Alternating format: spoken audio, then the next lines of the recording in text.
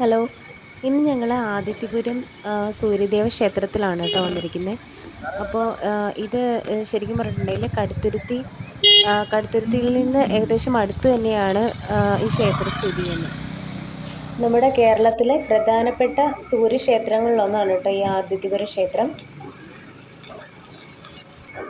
കോട്ടയം ജില്ലയിലാണ് ഈ ക്ഷേത്രം സ്ഥിതി ചെയ്യുന്നത്. അപ്പോൾ ഏറ്റുമാനൂരിൽ നിന്നാണെങ്കിൽ ഒരു 17 കിലോമീറ്ററും വൈക്കത്തു നിന്നാണെങ്കിൽ ഒരു 16 കിലോമീറ്ററും ഡിസ്റ്റൻസ് മാത്രമേ ഈ അമ്പലത്തിലേക്ക് ഉള്ളൂ. ഈ ക്ഷേത്രത്തിനോട് ചേർന്നുള്ള പാർക്കിംഗ് ആണ് കേട്ടോ. ഞായറാഴ്ച ആയതുകൊണ്ട് അത്യാവശ്യം നല്ല തിരക്കൊക്കെ ഉണ്ടായിരുന്നു. അതുപോലെ പ്രസിദ്ധമായിട്ടുള്ള മള്ളിയൂർ ഗണപതി ക്ഷേത്രത്തിന് തൊട്ടടുത്ത് തന്നെയാണ് ഈ ആദിത്യപുരം ക്ഷേത്രം സ്ഥിതി ചെയ്യുന്നത്.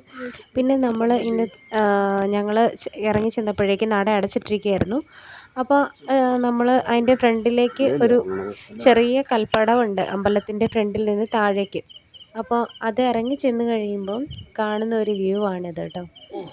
ക്ഷേത്രക്കുളമാണിത്.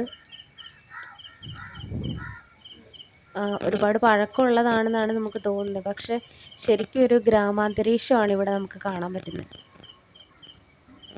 പൂജയ്ക്കായിട്ട് നട അടച്ചിട്ടിരിക്കുകയായുണ്ട്. അപ്പോൾ കുറച്ച് നേരം ഞങ്ങൾ അമ്പലത്തിന് ചുറ്റും നടന്ന് കാണാമെന്ന് വിചാരിച്ചുകൊണ്ട് താഴേക്ക് ഇറങ്ങിയതാണ് ശരിക്കും പറഞ്ഞാൽ. അപ്പോൾ ഒരുപാട് പഴയ ക്ഷേത്രങ്ങളിലും അതുപോലെ പഴയ പ്രദേശങ്ങളിലൊക്കെ കാണുന്ന ഒരു വ്യൂ ആണ് നമ്മൾ കുളത്തിൻ്റെ അടുത്തു നിന്നൊക്കെ നോക്കുമ്പോൾ കിട്ടുന്നത്. പിന്നെ ഇത് ക്ഷേത്രത്തിൻ്റെ ഫ്രണ്ടിലേക്ക്, അതായത് കുളത്തിൽ നിന്ന് നമ്മൾ ഫ്രണ്ടിലേക്ക് ക്ഷേത്രത്തിനകത്തേക്ക് കയറുന്ന സ്റ്റെപ്പാണ് കേട്ടോ. ഇപ്പോൾ പതുക്കെ നട തുറന്നിട്ടുണ്ട്. ഇപ്പോൾ ഇവിടെ മെയിനായിട്ട് ആദിത്യ പൂജയൊക്കെയാണ് പ്രധാനമായിട്ടുള്ളത്. അപ്പോൾ ഈ ത്വക്ക് രോഗങ്ങളും അതുപോലെ കണ്ണിൻ്റെ രോഗങ്ങൾ അങ്ങനെയുള്ളതിനൊക്കെ പ്രധാനപ്പെട്ട വഴിപാടാണ് ഇവിടെ ആദിത്യ പൂജ എന്ന് പറയുന്നത്.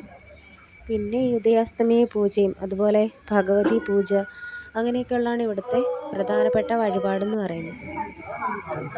പിന്നെയുണ്ട് ഏറ്റവും പ്രധാനപ്പെട്ടതെന്ന് പറഞ്ഞാൽ നമ്മൾ നടയിൽ രക്തചന്ദനം സമർപ്പിക്കുക എന്ന് പറയുന്നത് ഇവിടുത്തെ പ്രധാനപ്പെട്ട ഒരു വഴിപാടാണ് കേട്ടോ.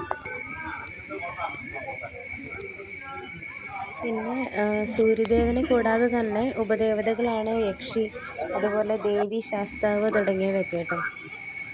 അപ്പം ഞങ്ങൾ പൂജയൊക്കെ കഴിഞ്ഞ് തൊഴുത് കയറി. എന്താ പറയുന്നത്, വളരെ ശാന്തമായിട്ടുള്ള ഒരു ക്ഷേത്രമാണ് കേട്ടോ. കാരണം വലിയ ബഹളങ്ങളോ അല്ലെങ്കിൽ ടൗണിൻ്റെ ഒരു പ്രതീതി അങ്ങനത്തെ ഒന്നുമില്ല. നല്ല ഗ്രാമാന്തരീക്ഷത്തിൽ നല്ല ഒരു ഫ്രഷ് എയർ അല്ലെങ്കിൽ ഒരു പോസിറ്റീവ് എനർജിയാണ് ശരിക്കും പറഞ്ഞാൽ ഇവിടെ വരുമ്പോൾ. കാരണം അത്രയും ഗ്രാമാന്തരീക്ഷത്തിലുള്ള ഒരു മനോഹരമായിട്ടുള്ളൊരു ക്ഷേത്രമാണിത്.